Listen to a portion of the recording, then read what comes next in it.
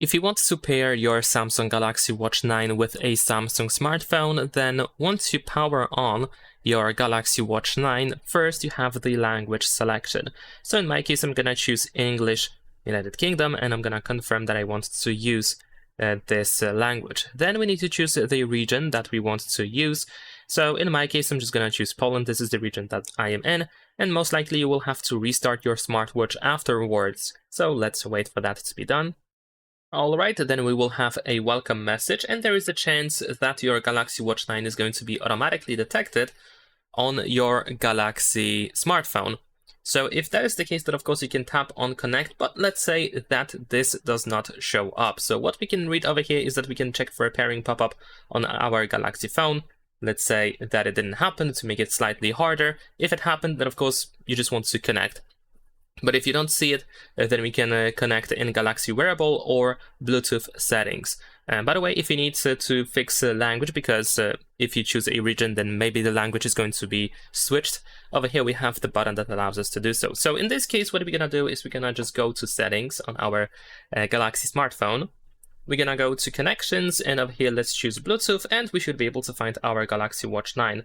So I'm just gonna choose it over here, grant all the necessary permissions if necessary. And now over here we need to confirm that the number matches on both devices. So in my case, yes, it matches, so just tap on confirm. There we go. Now we are downloading software, so let's wait for that to be done. Now over here we have a couple of things to review. We need to agree to Samsung End User License Agreement.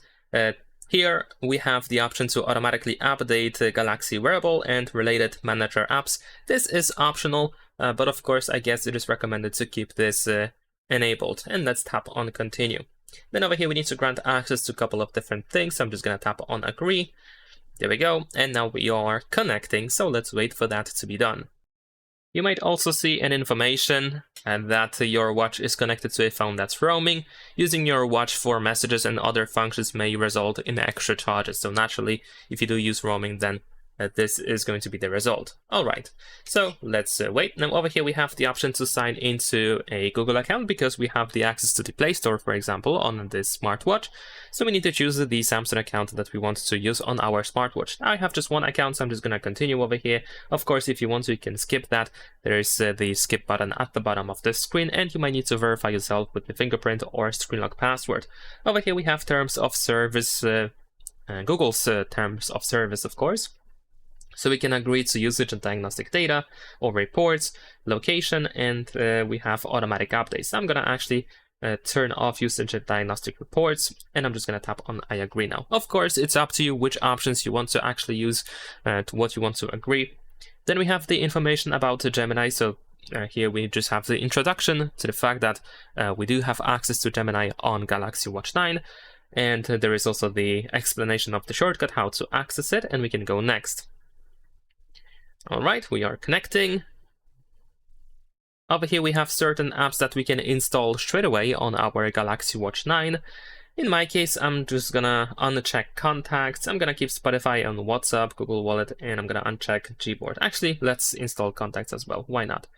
Of course, in your case, you might see different apps. Of course, we have Google Gemini as well. We have YouTube Music and Samsung Browser. I'm just gonna keep everything, the rest of these things enabled.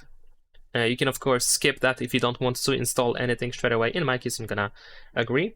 Over here we have watch preferences, so you can decide on which wrist you want to wear your watch. And we also have the button position. So in my case, I'm gonna wear it on my left wrist, and buttons are on the right side over here. So I'm just gonna keep it as it is and then go next. Now over here we have the option to let the watch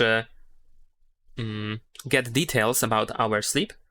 So of course we can just go next. Over here we have the information about our heart health. So we just now have the introduction to pretty much a couple of different features that are available on Galaxy Watch 9. So we just have to skip through that. We can also choose the mobile plan that we want to use, or you can just skip this. And let's say I'm gonna choose this SIM over here. Now we need to wait. You might need to use a code over here. And if you do have a code, then you want to choose use code and grant the permission to access the camera, and then you can scan the QR code. In my case, let's just skip this. And there we go, now we are finishing up. So we need to wait for this to be done. This might take up to a few minutes. Alright, and it seems that we are done. So here we have the information that we are all set. Over here we have the information about our Galaxy Watch. And we are now starting. So that is pretty much it. Afterwards, you should be able to start using your Galaxy Watch 9 however you want to use it. And let's see if that is truly the case. Alright, after that we have the option to get a tutorial. So if you want to learn more about your Watch 9, which you can do with it, then of course you can tap on Start. If not, if you already know all the basics, then of course you can skip this. So in my case, I'm just gonna skip over here. And that is pretty much it. There we go, we have our watch face. We should be able to go through all of these different widgets that we have available in here. We can go to the list of apps, or we can open the quick settings panel or control center, I believe. At least we should be able to do so. You can also check your notifications, and that's about it. Leave a like and subscribe.